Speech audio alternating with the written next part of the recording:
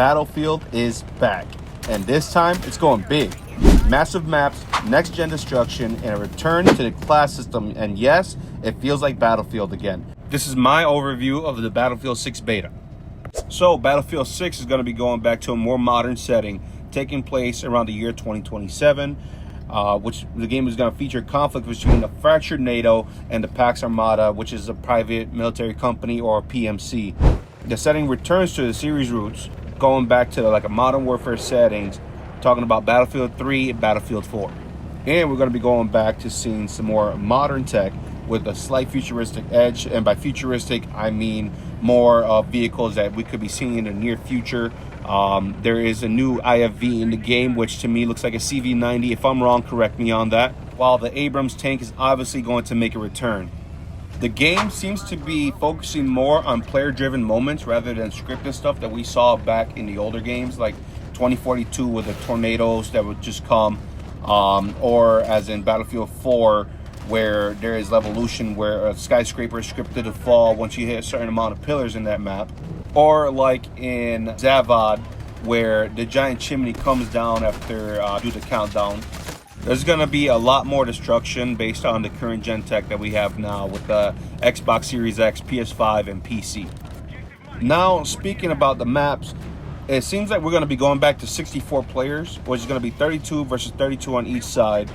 The maps are huge. From what we've seen, they're not as big as what we've seen in Battlefield 3, Battlefield 4, even Battlefield 2042. They're more COD-esque in a way. Think about Ground War. But anyways, the maps are going to feature more like combat hotspots, like different zones where there's going to be a lot of action taking place. There's going to be routes that you can flank. You can go through buildings now, make holes wherever you want to go. In the game, we're still going to have tanks, jets, helicopters. I don't know if we're going to have any drones now that we know that, they're using drones in modern military right now. What we see in the beta right now, we still have Abrams tanks, but both sides can use Abrams tanks. They both have the same IFV. They both have the same F-16 jet, and they both have the same Apache helicopter, which I'm hoping in the future, when the game actually releases, each faction is going to have their own respective vehicles to use. Now, they say we're going back to the 4-class system, which is Assault, Engineer, Support, and Recon, but from what I see in the beta, everybody still has access to every single weapon. There is a mode, it's going to be a closed weapon mode, where you only use the weapons that are respected to that class, such as Assault class having assault rifles, Engineers with SMGs, Support with light machine guns, and Recon with more long-range weapons like marksman rifles and sniper rifles. Going along with the classes, we're going to still go back to each class having their own unique gadgets and roles. So for the Assault class, you're going to have an adrenaline injector, you're going to have a stim shot, you're going to have an extra primary weapon, which they call the sling, and a grenade launcher. Assault class is more of the class that's going to push forward, take points, and basically going to be the more run and gun that Call of Duty style people are going to like. For Engineer class, you have unguided RPGs, you have guided anti-air stingers, motion sensor mine, you have a repair tool. It's back and beneficial for repairing vehicles.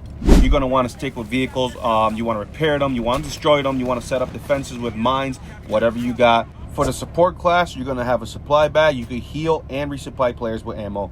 You will have defibrillators. You can quick revive down allies, like I said before. You can put down deployable cover. You are the medic. You are the one that's going to resupply your teammates. Bring the ammo bag. Put it down every time that you're in a spot where everybody's fighting. Make sure you pack smokes with you because you want to provide your team some cover so you can revive. The defibrillators are going to be faster than dragging your teammate, but the new dragging mechanic is completely awesome. It's not only to the support class, anybody can do it as long as it's your own squad. Support class gives the extra advantage of actually taking and dragging a player from another squad, drag them behind cover, revive them. The revive rate is a lot faster than any other class, so make sure you take advantage of that. For the Recon class, we're going to have the motion sensor. If you guys remember that from Battlefield 3, the tugs. We have throwable C4s. And we have a redeploy beacon for now. From what I've heard, they're going to be switching over to redeploy beacon from the Recon class to Assault class. I do not like that change. It feels like that's more for the Call of Duty players that like to run around with a tactical insertion. But hey, that might not just be me that thinks that. As for the weapons, it looks like they're bringing a Gunsmith system similar to Call of Duty, which I believe the whole system first started with Ghost Recon Future Soldier. If you guys remember that, you could actually explode and implode your weapon and change the parts on them to however you want.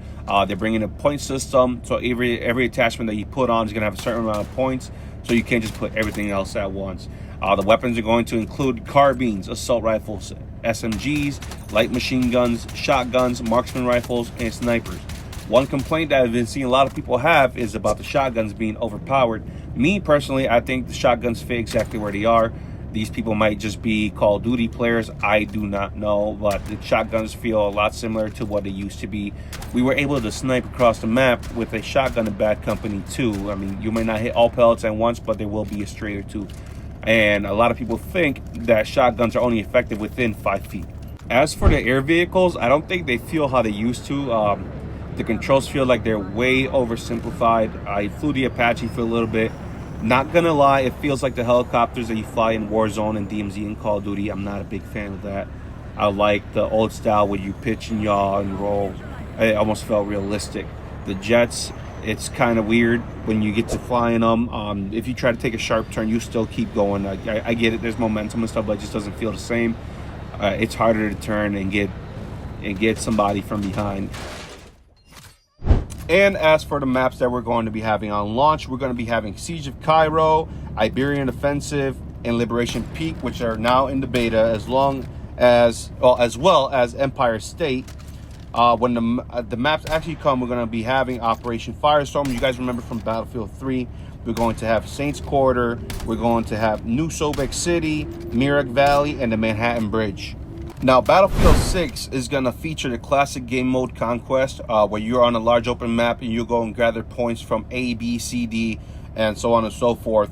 They're going to be coming back with the new game mode of Breakthrough, which I believe started in Battlefield 5, where it's you and a team, you grab 2 points. After you grab that, you keep going forward while the other team defends. Now, they're also going to have more fast-paced game modes like Domination and King of the Hill, which to me, I personally do not like. That's more Call of Duty-esque. Just run around in a smaller map, you grab the points A, B, and C, and you die, you have a fast respawn, you have a random respawn on the map, so you can go back and try again. Also, it seems like what they're bringing back from the older games is when you capture a point on the map, let's say like Liberation Peak, when you capture Delta, there's going to be a vehicle that's going to spawn there, which I have not seen that in a while. Then in there is going to be an anti-air vehicle that you can use that. It's no longer going to be a full auto burst for the cannon. It's going to be a couple round burst, so you can take down helicopters with it. It's still going to have anti-air missiles, which is pretty cool. They're also bringing back weapon emplacements, so when you go around the map, you might find a tow launcher or two around the map. There will also be anti-air cannons spread out in different places. You might have seen it in Liberation Peak. There's anti-air on both sides of the map. There's also tow missiles in some spots that you could catch a tank off guard. And I forgot to mention, I know how the hell could I forget to mention this, but the older popular game mode of Rush is coming back.